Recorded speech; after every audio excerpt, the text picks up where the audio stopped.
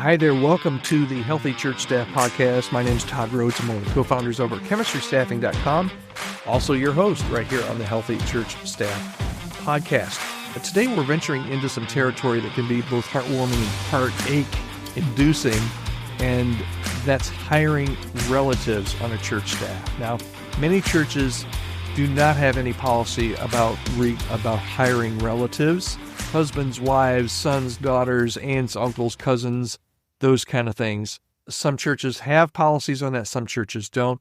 A couple weeks ago, or I think last week, we did a series on whether or not you should hire internal candidates, people that are from your church. We're going to drill down even a little bit further today and talk about whether you should hire internal candidates or family members. Now, the idea of working alongside family in ministry might sound appealing. It might sound very unappealing. After all, who's better to share your passion and your vision and your values than those that are close to you? And there's some built-in trust and shared history that could be a real asset. But before you start drafting that job offer to Cousin Vinny or your sister-in-law, let's take a close look at some potential benefits and some drawbacks from this family affair. First, let's look at some of the advantages to hiring relatives. We already mentioned shared passion and vision. Often, relatives will share a deep commitment to the church's passion and mission and values, and fostering a unified sense of purpose. They also, a lot of times, will bring some built-in trust and loyalty. They can create a strong foundation of trust and loyalty and mutual support within the team.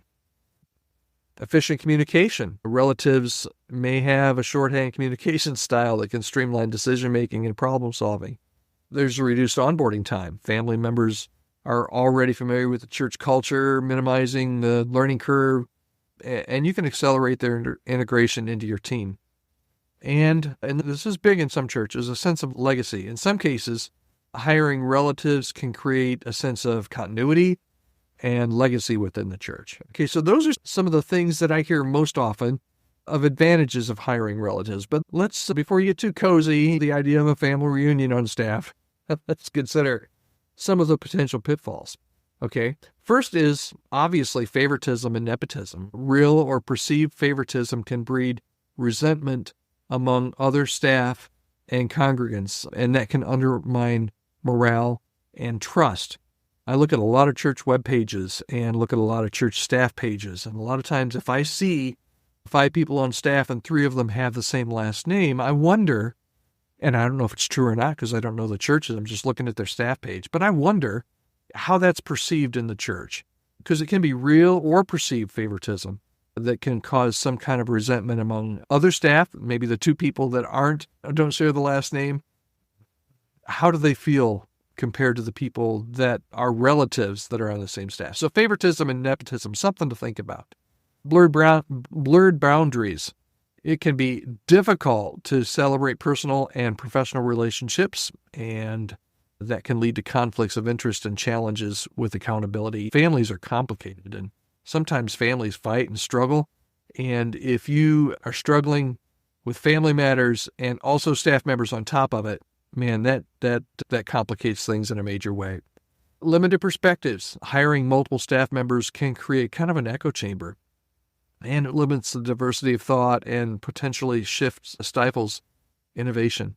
We talked about strained relationships. Work-related disagreements can spill over into family life, and family life disagreements can spill over into church life, and that can cause a lot of tension and strain. And finally, increased scrutiny. Churches that hire relatives may face some heightened scrutiny from the congregation, from the church, the community, especially if there are any concerns about fairness or transparency. How do you navigate this? Should you just say, "Oh, we're fine with it," or should you just say, "No, we're not ever going to allow family members to serve on our paid staff at the same time"?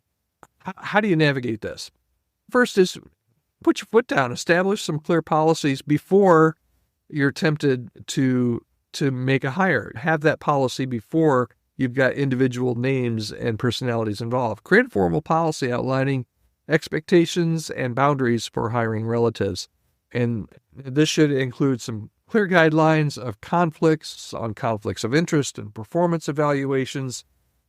Do you want the husband doing the wife's yearly evaluation, or the wife doing the son's or aunt's or sister-in-law's annual evaluations? All those kind of reporting structures, all those things.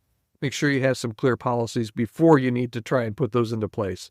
Maintain transparency. Be transparent with your congregation about your hiring practices and the rationale. And number 3, you need to treat relatives like any other employee. Hold them to the same standards of performance and accountability as other staff members. And this is one I think it's difficult, because they're not just a staff member. They're your family. What if something goes horribly wrong, and what if there's a moral failure? And what if they just don't do their job? Are you willing to terminate a family member? Oh my goodness. That can be a real problem, a real showstopper. Separate work and family life, establish clear boundaries, and then seek outside counsel. Consult with trusted advisors, particularly if you're thinking about hiring one of your family. Consult with some trusted advisors, some mentors, even somebody like from a church staff firm that like chemistry, like myself, to ensure you're making some wise decisions here. So here's the bottom line. Hiring relatives, it can be a blessing or a curse. But definitely, even if it's a blessing, it makes things much more complicated.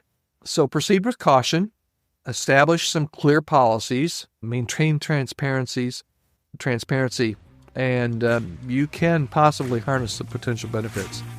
As always, if you need any guidance in this area or staffing decisions, want to discuss any kind of unique challenges of hiring relatives or non-relatives, don't ever hesitate to reach out to me. I'm here to be a resource for you. My email address is podcast@chemistrystaffing. I'm here to help you however I can. Remember, family ties are a blessing in ministry, but they also require some wisdom and discernment and some careful navigation. So hopefully by following some of these guidelines, you can create some harmonious work environment where both family and ministry can flourish. Very good. I'm happy that you joined us today here on the podcast. Join us again tomorrow for another edition of the Healthy Church Staff Podcast. Have a great day.